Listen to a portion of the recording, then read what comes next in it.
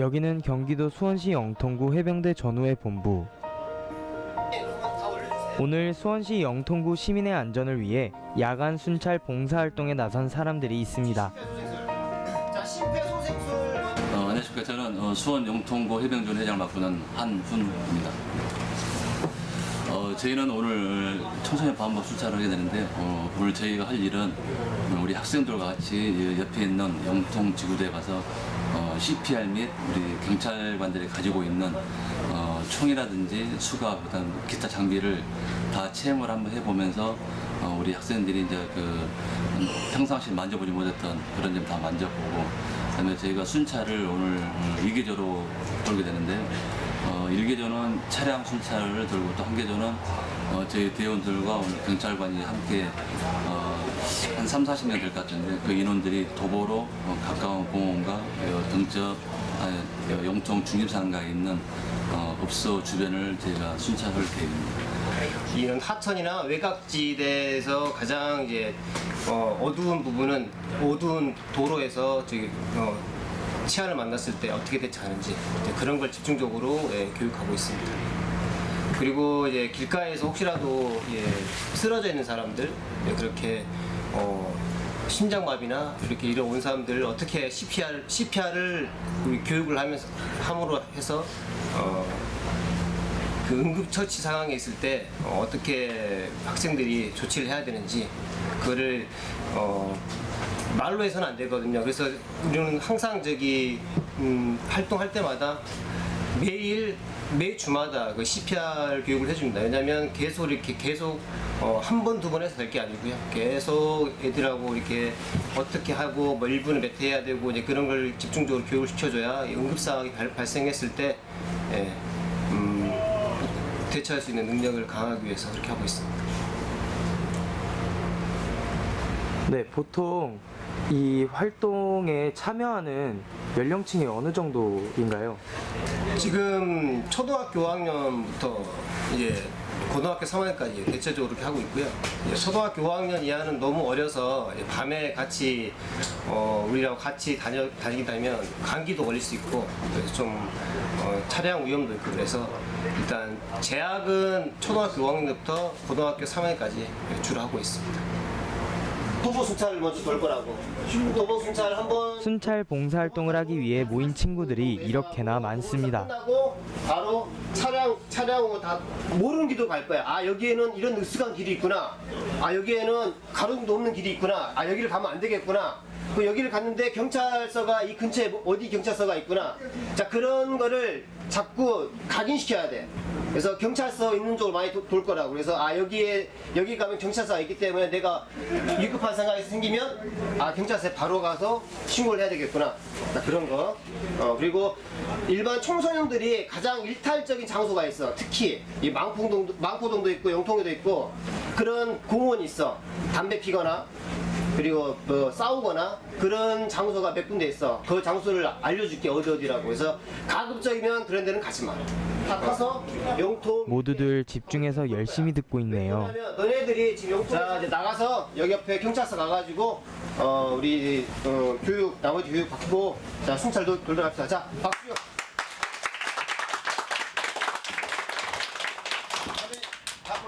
여기는 경기 수원 남부경찰서 영통지구대. 네, 그것 좀. 모두들 교육을 받기 위해 자리에 앉아 기다리고 있습니다. 물론 큰 전문가는 아니지만 잠깐 우리가 하는 것도 좀 보고 이렇게 경찰도 돌아가고 또 나가서는 어떻게 활동을 할 건지 그렇게 해서 좀 할 거니까는 불편하더라도 공간이 협소하다 하더라도 같이 목산정 해서 하고 이제 알겠지? 예. 지금 영통지구대에서 근무하고 있는 고동혁 경장입니다. 앞에 서 계신 고동혁 경장님께서 테이저건이라는 장비에 대해 소개해 주셨습니다. 저도 전문 강사도 아니고 지금 이 자리에 지금 여러분들 앞에 서가지고 강의를 한다는 게 참 부끄럽기도 하고 창피하기도 하기도 한데, 그래서 여기 이 자리에 참석해 주신 여러분들한테 일단 감사의 말씀 먼저 드리고요. 참 대단하다는 생각을 합니다.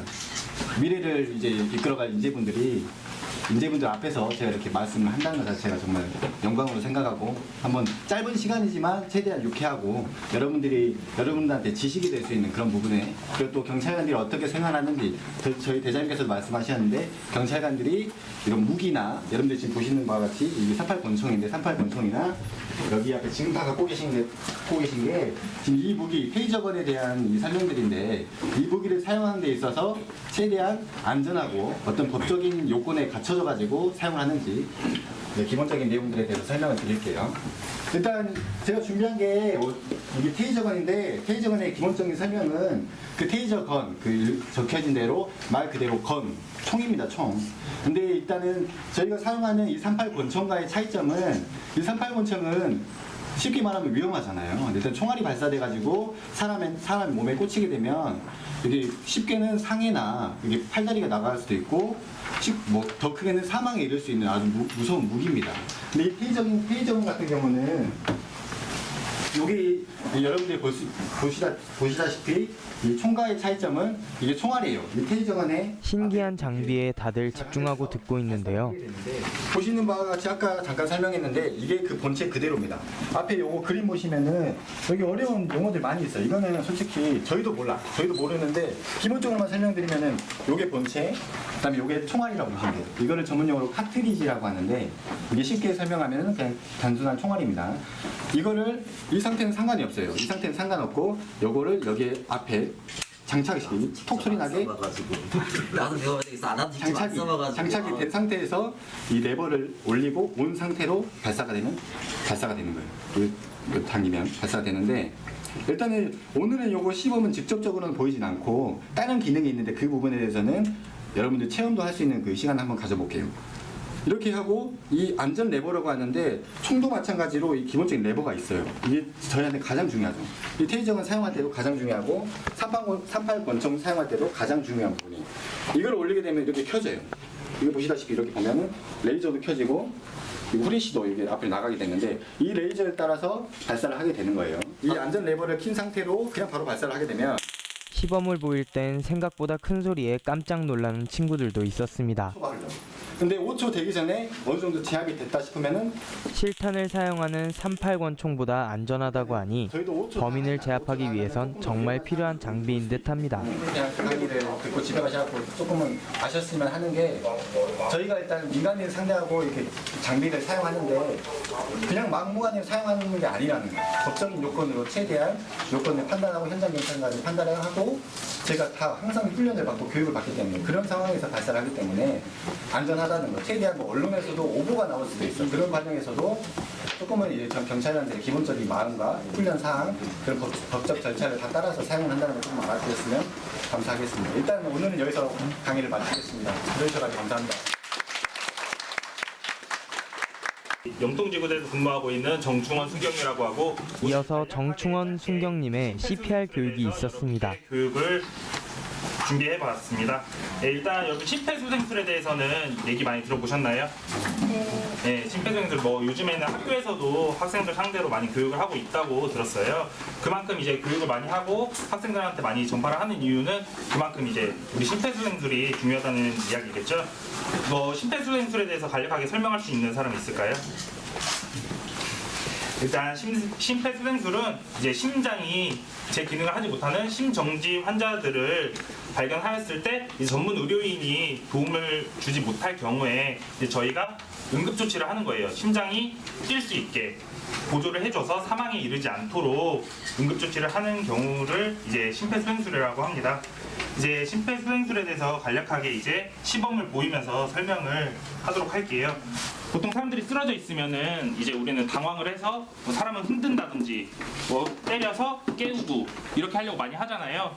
그럴 심정지 환자를 발견했을 때는 절대 그렇게 하면 안 돼요. 요 어깨 부분, 여기 쇄골 부분 있잖아요. 사람의 여기 이 부분을 가볍게 툭툭 치면서 괜찮으세요? 괜찮으세요? 이렇게 의식을 확인을 하는 거예요. 이렇게 했을 때 이 사람이 여기 두드리면서 의식을 확인했는데 반응이 없어요. 그러면 이제 우리는 어떻게 해야 될까요? 119에 바로 신고를 하고 심폐소생술을 시작을 해야 돼요. 119를 부를 때 본인이 직접 부를 수 있으면 좋지만 되게 위급한 상황이기 때문에 주변에 사람이 있으면 지목을 해서 119를 불러달라고 요청을 해야 돼요. 예를 들면 파란 옷을 입은 아가씨 뭐 119를 불러주세요. 이런 식으로 지목을 해서 119를 불러달라고 요청을 한 다음에 이 환자를 반듯하게 딱딱한 바닥에 눕혀야 돼요. 말랑말랑하거나 푹신한 곳에 눕혔을 경우에 우리가 심폐소생술을 할 때 목이라든지 허리 같은 부분이 손상이 돼서 오히려 더 위험할 수 있기 때문에 딱딱한 바닥에 눕힌 다음에 가슴 부분에 양 무릎이 닿을 수 있도록 이렇게 저희가 앉은 다음에 양 젖꼭지와 가슴 부분이 교차하는 정중앙 부분을 찾아서 확인을 해봐야 돼요. 이 부분을 이제 우리가 심폐소생술로 누르게 될 거예요. 심정지 환자나 의식, 호흡이 없는 환자들을 위한 응급조치인 심폐소생술. 이 속도로 눌러주는데 이때 주의할 점은 5cm가 넘어가면 오히려 깊게 눌려서 무리가 갈 수 있어요, 몸에. 그렇기 때문에 5cm가 들어갈 정도로 빠르게 압박을 30회 정도 실시를 해줍니다. 하나, 둘, 셋, 넷, 다섯 이런 식으로 30회를 실시를 한 후에 이 사람의 기도를 확보를 해줘야 돼요. 숨이 넘어갈 수 있도록. 턱과 이마 부분을 잡은 다음에 살짝 이렇게 들어주면 이 사람의 기도가 열리기 때문에 산소가 쉽게 들어갈 수가 있겠죠. 이렇게 눌러준 다음에 보통 여기서 우리가 알고 있는 거는 인공호흡을 하도록 되어 있잖아요. 근데 요즘에는 이 사람이 단순 심정지가 아니라 뭐 독극물, 농약 같은 걸 먹고 쓰러져 있는 경우도 있잖아요. 그럴 경우에 우리가 입을 대고 인공호흡을 하게 되면은 오히려 그 시술을 하는 우리가 위험할 수 있기 때문에 인공호흡은 이제 실시하지 않고 가슴 압박만 계속 실시를 할 거예요. 계속 눌러주면서 119 구급대가 올 때까지 기다려주면 돼요. 근데 여기서 주의할 점은 누가 와서 본인이 계속 해도 이 사람이 의식이 돌아오지 않잖아요. 그러면 아 본인이 판단해서 죽었다, 그만해야겠다, 힘들다 이렇게 생각하면 안 돼요. 이 사람이 지금 의식이 없더라도 생명이 유지가 될 수 있도록 119 구급대 전문 의료인이 와서 조치를 취하기 전까지 계속 가슴 압박을 해주어야 됩니다. 저희의 가족, 친구, 이웃들을 응급 상황에서 지켜주기 위해 꼭 배워놓아야 할 듯합니다. 모두가 간단하게 위급한 상황에서 환자를 조치를 할 수 있는 이 심폐소생술이기 때문에 모두가 잘 수지를 할 수 있도록 좀 해줬으면 좋겠어요. 이 심폐소생술 혹시 체험해보고 싶은 친구 있나요 혹시? 경찰관님의 질문에 적극적으로 응해준 친구가 있었는데요.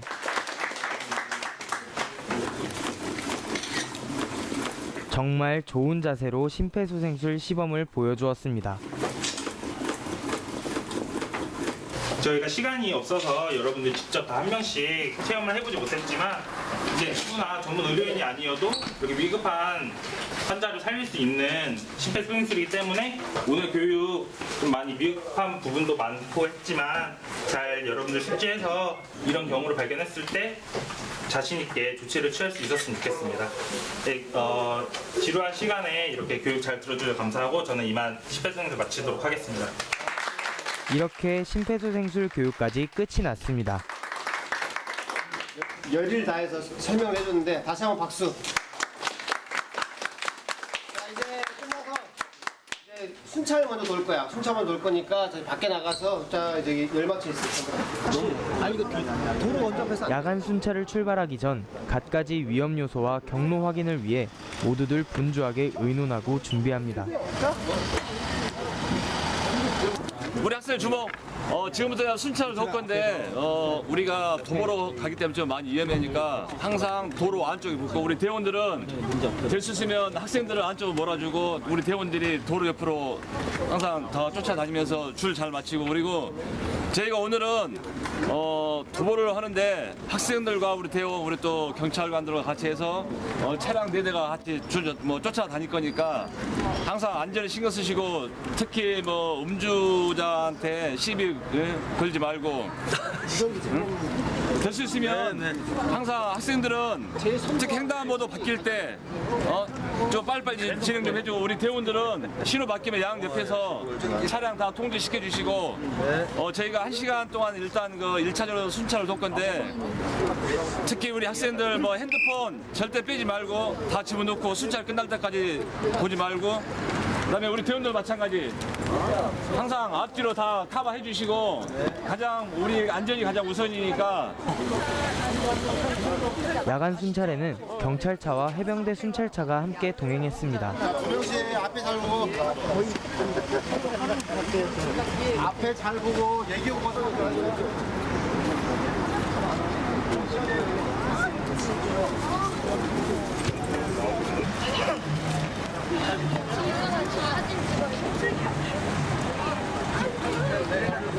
이걸 몰라서 그런 거지.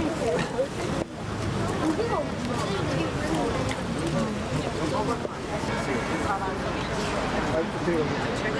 모두 질서를 잘 맞춰 순찰을 하는 모습이 정말 보기 좋았습니다.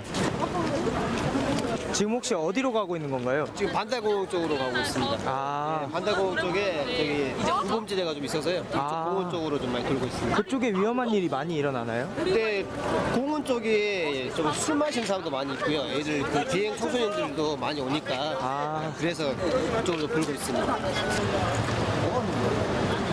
순찰 지역으로 이동 중에는 유흥가를 지나기도 했는데 해병대 전우회와 경찰 덕분에 별탈 없이 이동할 수 있었습니다. 애들 몇 때려? 안 되지.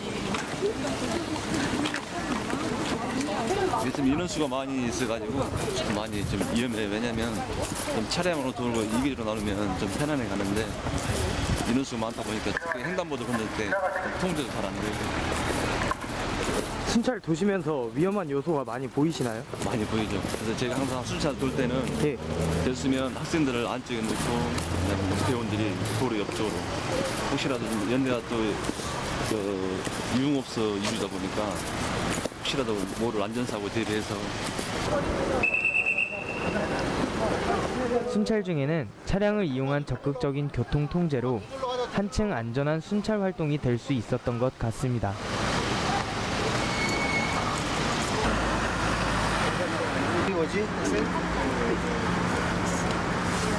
이렇게 순찰 돌아보니까 기분이 어때요? 신기하고 재밌어요. 아, 재밌어요? 네.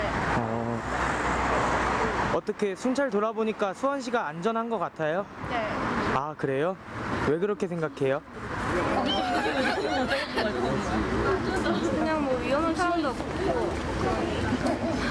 앞으로 위험한 일이 생기면 그 사람들을 지켜줄 수 있어요? 지킬 수 있다 그래야지. 네. 네. 네. 순찰 중 잠시 본부로 복귀해 쉬는 시간을 가지기로 했습니다. 수원시 영통구가 안전한 것 같아요? 저 경찰서 안으로 가. 경찰서 안에 가서 화장실 가자 그러면. 누구 덕분에 안전하다고 생각하세요? 경찰이랑 아, 경찰이랑 해병대 전우회 분들 때문에 안전하다고 생각해요? 네. 또 이런 순찰 활동을 하게 된다면 또 참여하고 싶어요? 네. 자, 세 대가 있는데 차량에 탑승해서 차량 순찰을 할 거야. 자, 어디를 돌 거냐면 자, 우범지대. 이게 우리 평소에 우리 해병대 아저씨들이 평소에 그 순찰하는 구간이 있어. 가장 차량 순찰을 준비하기 위한 쉬는 시간이었는데요. 옛날에는 산에도 올라갔었거든. 하나, 둘, 셋, 넷. 세 대의 차량 3개의 조로 나누어져 차량 순찰을 실시하기로 했습니다. 여덟. 자, 여기까지 A조. 뭐라고? 아, 잠깐만요. A조. 자, 그 다음. 여기 타고.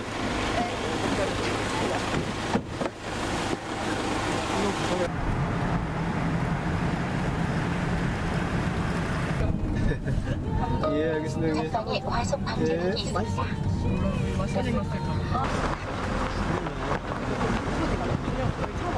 거친 비포장 도로를 올라가 보니 넓은 공터가 나타났는데 그렇게 위험한 곳처럼 보이지는 않는데요. 지금 보안등이 다 생겼잖아, LED로.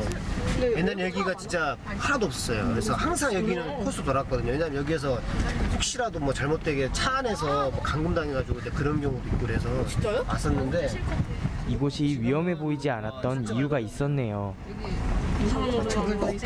용통이 많이 안전해지고 있는 거예요, 이게 지금. 친구들도 창밖을 살피며 열심히 순찰 활동에 임했습니다. 차량 이동 후 다른 순찰 지역에 도착했는데요. 고양이 창작 보면 진짜 귀여우니까. 다른 차량으로 이동한 친구들도 하나둘 도착하고 있습니다. 이곳은 바로 신동 수변공원. 이곳에서 사건 사고 사례가 많아 우범 지역으로 선정하고 순찰 활동을 실시하고 있다고 합니다. 하천가 옆에 여기 우범지대 돌 건데 혹시 지나가다가 뭐 그럴 일 있으면 안 되겠지만 옆에 시체라던가 혹시 누가 저기 어떤 사람이 나쁜 짓을 하고 있거나 바로 소리 질러. 다른 곳보다 상대적으로 어두운 공원 아랫길을 살피기로 했습니다.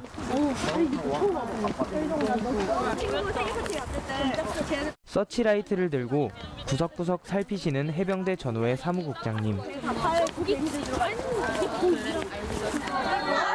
어둡고 으슥한 순찰 지역에 도착하자 아우성치는 친구들. 안에 들어와 보니 불쾌한 냄새가 코를 자극합니다. 이런 데서 진짜 나쁜 사람들은 정말 나쁜 짓 하고 이런 데서 유기할 수도 있다고 진짜 해병대 아저씨들은 냄새가 나더라도 이런 데도 와서 혹시라도 모르는 사람들 여기 와서 수사도 하는 거야. 무슨 말인지 알겠지? 안쪽은 더욱 어둡고 무서워 보이는데요. 없죠? 괜찮죠? 누구 있어요? 없어. 다행히 아무도 없나 봅니다. 자, 대회로 돌아서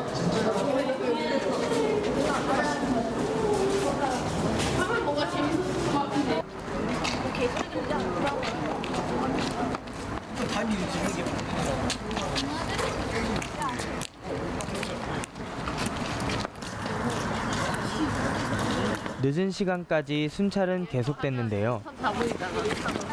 아 진짜?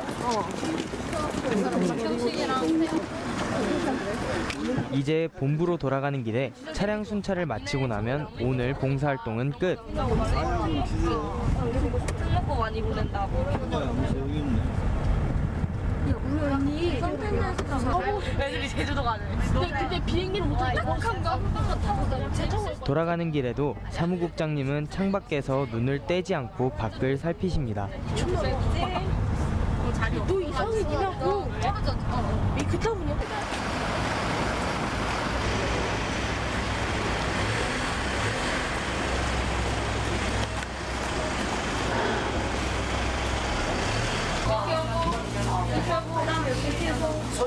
봉사활동을 마친 후 모두 안전조끼를 정리하고 있습니다.